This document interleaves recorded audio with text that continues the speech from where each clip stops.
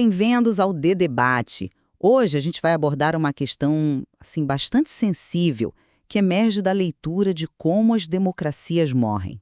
É o seguinte: existe uma relação particular entre certos grupos cristãos e a fragilidade das democracias atuais. Quer dizer, será que esses grupos representam uma ameaça singular ou isso é simplificar demais o quadro complexo que Levitsky e Ziblatt pintam? Exato. E a pergunta que guia a nossa análise aqui é justamente essa. Será que o livro, a análise deles, aponta para segmentos específicos da população cristã, principalmente lá nos Estados Unidos, como um vetor distinto de ameaça às instituições democráticas? Ou se, na verdade, a obra localiza as causas primárias em dinâmicas políticas mais amplas, coisas como polarização, falhas de elites, erosão de normas, onde a identidade religiosa, ela é um fator entre outros, né? Mas não necessariamente a raiz do problema. E é fundamental frisar, né? A nossa discussão se baseia estritamente nos argumentos, nos exemplos e na lógica apresentada por Levitsky e Ziblatt. A gente não está trazendo opinião externa, nada disso. É dissecar o que o próprio texto sugere. E a minha perspectiva, baseada nessa leitura, é que o material de fato implica que a mobilização política e as ansiedades de certos grupos cristãos, particularmente brancos evangélicos e também católicos conservadores nos Estados Unidos, se tornaram sim uma força relevante na deterioração das normas democráticas que são vitais. E eu vou defender aqui que, embora a identidade religiosa apareça sim, a análise central de Levitsky e Ziblatt não isola o cristianismo como a causa principal. O foco deles, para mim, está muito mais nos mecanismos políticos e institucionais mais gerais. Atribuir um papel causal primário a cristãos, mesmo que um segmento, seria, a meu ver, uma leitura talvez equivocada ou, no mínimo, incompleta da tese central do livro. Bom, vamos então à minha leitura dos pontos. Levitsky e Ziblatt identificam um elemento que eu considero central para a gente entender a crise democrática americana recente. É o que eles chamam de ansiedade de status. De quem? De grupos historicamente majoritários, brancos, que se percebem em declínio demográfico cultural. Muitos nesse grupo se identificam fortemente como cristãos. E segundo o livro, essa ansiedade não é inofensiva, né? Ela alimenta diretamente a polarização extrema e, crucialmente, o abandono de normas democráticas fundamentais. Eu me refiro especialmente à tolerância mútua, aquela ideia de que seus oponentes políticos, mesmo que você discorde deles profundamente, são cidadãos leais e têm o direito de competir pelo poder e de governar. O texto argumenta que essa norma, ela está se desfazendo. E onde a gente vê isso no material? Claramente na retórica, por exemplo, do movimento Tea Party e em figuras como a Sarah Palin. O livro detalha como eles não apenas discordavam do Barack Obama, mas questionavam a própria legitimidade dele como americano, pintando ele como secretamente muçulmano, como um outro, não um americano de verdade. Essa narrativa encontrou, como o texto aponta, uma ressonância bem significativa entre eleitores republicanos, um grupo com uma forte sobreposição demográfica com brancos cristãos conservadores. Isso, para mim, sugere uma conexão clara entre essa identidade e a rejeição da legitimidade do oponente. A análise do Richard Hofstadter sobre o tal estilo paranoico na política americana, que Levitsky e Ziblatt citam, parece capturar bem essa dinâmica, sabe? A sensação que eles descrevem de brancos cristãos se sentindo como estrangeiros na sua própria terra pode levar, argumenta-se no livro, a uma política mais entrincheirada, mais agressiva, menos disposta a seguir as regras do jogo democrático quando o resultado parece desfavorável. A identidade acaba se sobrepondo à norma, e a própria linguagem de americanos verdadeiros, que o livro associa a certos setores políticos, ela acaba por definir a identidade nacional de uma forma excludente, implicitamente branca e cristã. Isso por si só já representa uma tensão inerente com os princípios de uma democracia pluralista, diversa. E não fica só na retórica, né? O livro menciona iniciativas como a Comissão Kobat sobre integridade eleitoral. Embora fosse apresentada com um verniz técnico, o texto sugere que o objetivo ali por baixo dos panos poderia ser restringir o acesso ao voto de minorias, e conecta isso diretamente à ansiedade demográfica de parte do eleitorado republicano, que é majoritariamente branco e com forte identidade cristã. A ação política parece refletir essa ansiedade identitária. Até mesmo a retórica inflamada de organizações como a NRA, que é citada como exemplo de polarização, ao se dirigir a uma base com forte identidade cultural, onde a religião cristã é um componente importante, é apresentada como sintomática desse desgaste das normas de civilidade, de respeito mútuo, que são, o lubrificante essencial para o funcionamento democrático. Portanto, a meu ver, o livro traça, sim, uma linha conectando essa identidade, as suas ansiedades e certas ações e retóricas que corroem a democracia. Eu reconheço os pontos que você levanta. Eles estão, de fato, no livro, não há dúvida. Contudo, eu interpreto a ênfase de Levitsky e Ziblatt de uma forma bastante diferente. Para mim, o cerne, o coração da análise deles não está na religião cristã como um fator causal autônomo da erosão democrática. O foco principal reside nos mecanismos como que aspirantes autocratas subvertem a democracia por dentro. Na polarização partidária assimétrica, e esse é um ponto crucial que eles batem muito na tecla, onde um partido se radicaliza muito mais que o outro, no caso o americano, e fundamentalmente no colapso das normas não escritas, que são a tolerância mútua, que você mencionou, e a reserva institucional, o institutional forbearance.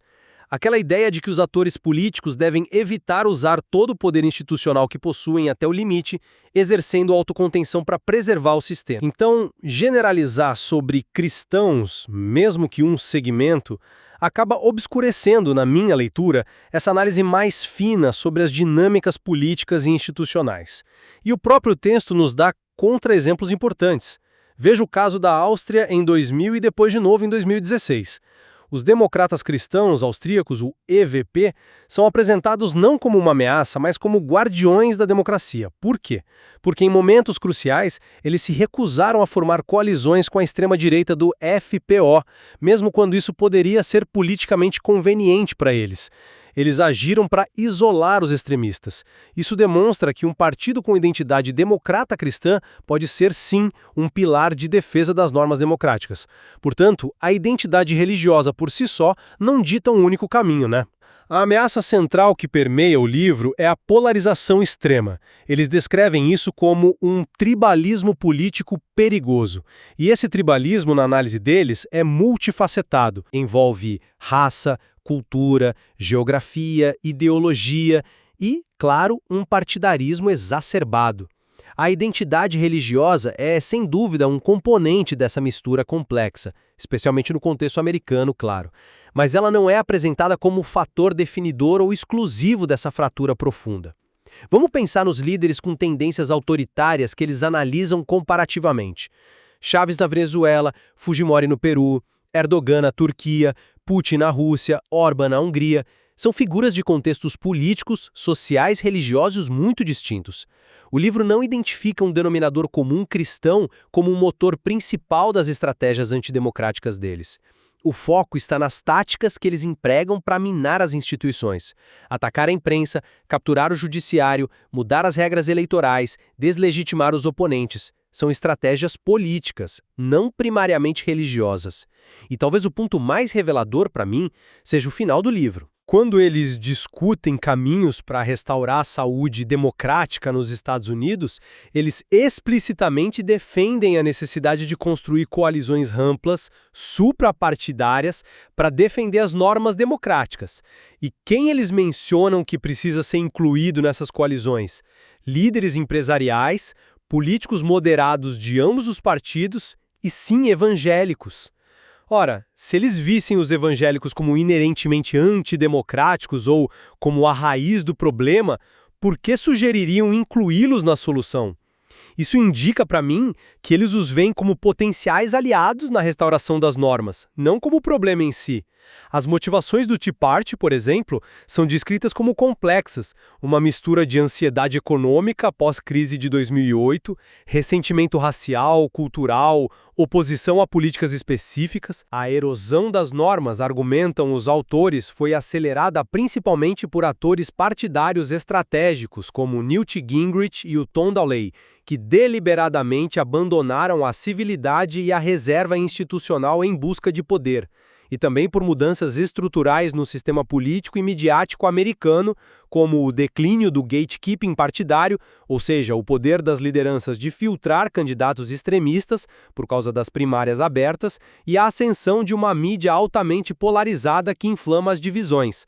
Não se trata, portanto, de uma agenda religiosa unificada dirigindo o processo, e até o exemplo histórico que eles usam com tanto destaque, a destruição da democracia multirracial no sul dos Estados Unidos após a reconstrução, foi uma campanha liderada pelo Partido Democrata da época, com o objetivo explícito de garantir a supremacia branca e o controle político. Foi uma questão primariamente racial e de poder partidário visando tirar o direito de voto dos eleitores negros. Embora muitos dos líderes fossem, claro, cristãos, a identidade motriz que foi mobilizada ali foi a racial e a política, não a religiosa em si. Entendo a sua ênfase nos mecanismos e nas elites, mas me parece difícil dissociar completamente a questão da ansiedade de status branca cristã do sucesso dessas estratégias nos Estados Unidos. O livro parece argumentar que essa ansiedade específica, essa sensação de perda de privilégio, de centralidade cultural numa América em transformação, criou um terreno muito fértil para a aceitação de retóricas e táticas que violam as normas democráticas. A mobilização dessa identidade particular, especialmente na reação a Obama e depois na consolidação do apoio ao Trump, não me parece um detalhe secundário na análise dele sobre a polarização americana, sabe? Como é que a gente explica a intensidade dessa polarização sem considerar essa dimensão identitária que o próprio livro destaca? Sim, eu não estou negando que essa ansiedade seja relevante ou que ela exista de forma alguma. A questão para mim é de causalidade e de ênfase. Eu interpreto o argumento do livro assim. Essa ansiedade é um fator explorável, é uma vulnerabilidade que atores políticos ambiciosos e certos setores da mídia souberam instrumentalizar muito bem para os seus próprios fins. Mas ela não é a causa raiz, isolada da crise democrática. Isolar a religião, mesmo a de um grupo específico, simplifica demais a análise multifatorial que Levitsky e Ziblatt oferecem. Análise sobre a polarização partidária assimétrica, onde um lado joga muito mais duro que o outro, sobre as falhas das elites políticas tradicionais em agir como guardiãs da democracia, filtrando extremistas ou condenando violações de normas, e sobre as falhas institucionais que permitiram isso tudo. Além disso, insistir nessa generalização ignora a imensa diversidade política e teológica dentro do próprio cristianismo americano. A gente não pode pintar todos com o mesmo pincel, e o livro, no geral, me parece evitar isso. Você não acha que focar tanto nesse grupo específico pode nos fazer perder um pouco de vista os problemas mais estruturais que o livro aponta? Mas veja o papel dos líderes e elites que você mesmo mencionou. Isso não reforça o meu ponto? Figuras como Trump, e antes dele a Palin como uma espécie de precursora de um certo estilo, talvez não tivessem tido o mesmo impacto sem explorar tão habilmente essas ansiedades, esses ressentimentos de uma base eleitoral que é demograficamente, de forma substancial, branca e cristã conservadora. O apoio que o livro descreve de evangélicos brancos ao Trump, apesar das suas repetidas e flagrantes violações de normas democráticas básicas e do seu comportamento pessoal, é um fenômeno que exige explicação, O livro sugere que, para essa base específica, a defesa de uma certa identidade cultural e de status se tornou mais importante do que a defesa das normas democráticas em si. A disposição em tolerar ou até apoiar táticas autoritárias parece ligada a essa identidade mobilizada. Estratégicas das elites políticas que vieram antes de Trump e que prepararam o terreno. Pense no Newt Gingrich, lá nos anos 90, que, como o livro detalha bem, transformou a política do Congresso numa guerra sem quartel, minando a civilidade. Pense no Tom Belay e no uso implacável que ele fazia do poder partidário, e pense nas mudanças institucionais como as primárias, que tiraram o poder das elites partidárias para controlar quem chega ao poder.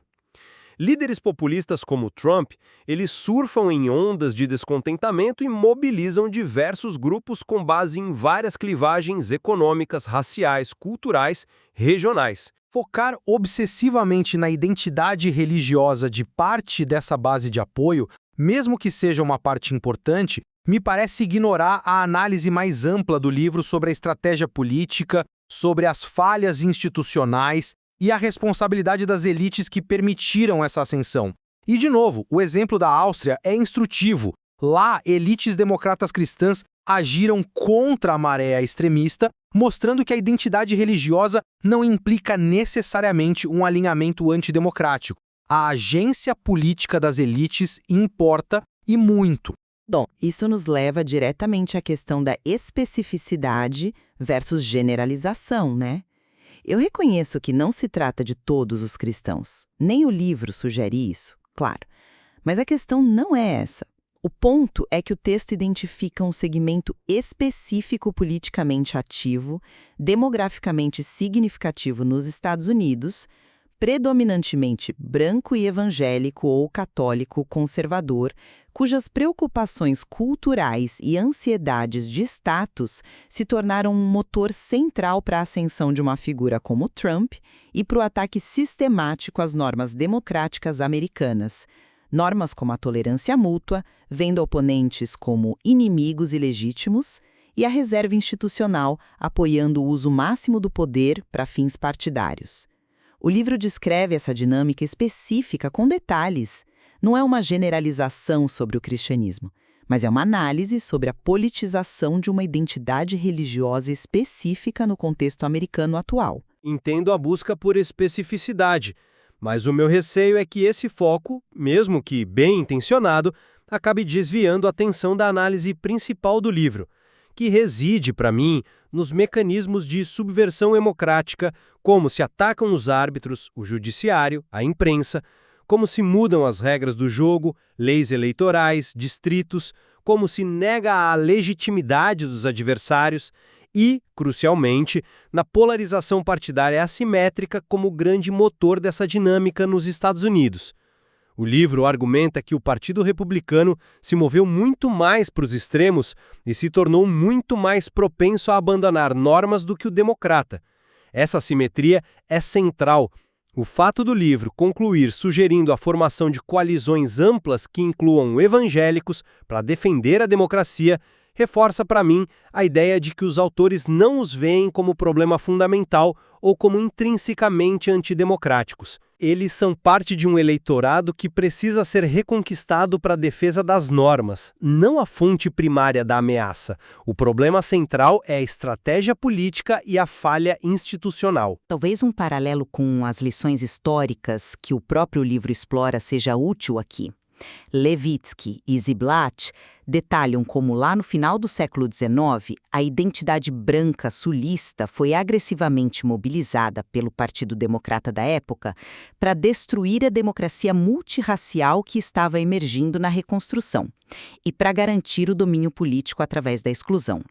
Parece-me haver um eco perturbador disso hoje, onde uma identidade branca e cristã é, em parte, mobilizada contra uma percepção de mudança demográfica e cultural, contra uma América vista como mais diversa, mais secular. As consequências dessa mobilização identitária para as normas democráticas, como a aceitação de resultados eleitorais ou a própria legitimidade dos oponentes, parecem ser um ponto central que o livro levanta para o caso americano. A analogia histórica é poderosa, sim, mas a gente precisa ser cauteloso ao aplicá-la, eu acho. O caso do Sul pós-reconstrução foi, como os autores argumentam, primeiramente sobre a imposição brutal da supremacia racial e a manutenção do controle político partidário explícito através de violência e fraude eleitoral. Usar isso como um paralelo direto para a mobilização da identidade cristã hoje pode acabar simplificando ambas as situações e obscurecendo as diferenças significativas. E é aqui que os exemplos comparativos internacionais que Levitsky e Ziblatt usam tão extensivamente se tornam cruciais. Eles analisam detalhadamente os processos de erosão democrática na Venezuela sob Chávez, na Turquia sob Erdogan, na Hungria sob Orbán, no Peru sob Fujimori. Esses casos exibem dinâmicas autoritárias muito semelhantes às que eles descrevem nos Estados Unidos: captura gradual de instituições, ataques a oponentes, polarização tóxica. No entanto, esses processos ocorreram sem um vínculo primário ou definidor com a mobilização política de grupos cristãos específicos como força motriz principal. Isso sugere fortemente que o fenômeno da erosão democrática contemporânea está ligado a fatores políticos e institucionais mais universais, como a falha das elites tradicionais, a polarização extrema alimentada por novas mídias, as táticas de líderes populistas autoritários que transcendem uma única identidade religiosa ou um único contexto nacional. A dinâmica parece ser mais ampla. Olha, para concluir a minha perspectiva, embora eu concorde que não se pode falar de uma ameaça uniforme vinda de todos os cristãos, isso seria absurdo e contrário às evidências do próprio livro, a leitura atenta do material de Levitsky e Ziblatt me convence de que as ansiedades culturais e demográficas e a consequente mobilização política de um segmento expressivo e influente de cristãos brancos nos Estados Unidos sim, contribuíram de forma significativa e discernível para a erosão das normas democráticas essenciais, como a tolerância mútua e a reserva institucional. Essa mobilização ajudou a intensificar a polarização tóxica que os autores identificam como uma ameaça existencial à democracia americana. A identidade religiosa, nesse contexto específico, se tornou um veículo potente para políticas antidemocráticas. E eu reafirmo minha posição. Atribuir a culpa pela crise democrática americana a cristãos, mesmo que a um segmento específico, representa uma simplificação excessiva do argumento sofisticado e multifatorial de como as democracias morrem. A análise central do livro, para mim, aponta para as falhas das elites políticas no seu papel de guardiões da democracia, para a dinâmica perversa da polarização partidária extrema e assimétrica e para a exploração estratégica de diversas ansiedades, sim, incluindo as culturais e religiosas, mas também as raciais e econômicas, por líderes com instintos autoritários. A identidade religiosa de parte do eleitorado é um componente nesse cenário complexo, um fator que é instrumentalizado, mas não a causa determinante ou exclusiva da erosão democrática. Os próprios exemplos do livro, como o caso da Áustria e a proposta final de coalizões que incluem evangélicos, sublinham tanto o potencial pró-democracia dentro de grupos cristãos, quanto a necessidade de focar a análise nos atores políticos, nas suas estratégias e nas instituições. De qualquer forma, independentemente de onde a gente coloque a ênfase exata sobre o fator religioso, o que é inegável é o valor da análise de Levitsky e Ziblatt. Eles nos oferecem um alerta muito poderoso sobre a fragilidade das normas democráticas não escritas, que muitas vezes a gente toma por garantidas, né? Sobre os perigos imensos da polarização que transforma adversários políticos em inimigos existenciais e sobre como as democracias hoje morrem com mais frequência não por golpes militares, mas por meio de ameaças internas lideradas por atores eleitos que corroem as instituições por dentro. É, sem dúvida, uma leitura essencial para a gente entender os desafios atuais. Concordo inteiramente. O grande mérito do livro é justamente nos forçar a olhar para além das aparências e compreender a complexidade dos mecanismos que sustentam ou que destroem uma democracia. Ele ressalta a importância crucial das instituições, tanto as formais quanto as informais, as normas, e, talvez acima de tudo, o impacto decisivo do comportamento dos atores políticos das elites aos cidadãos comuns na determinação do destino democrático. A obra oferece uma riqueza de insights e provocações que certamente merecem a nossa reflexão contínua e aprofundada, para muito além do debate específico que a gente teve hoje aqui.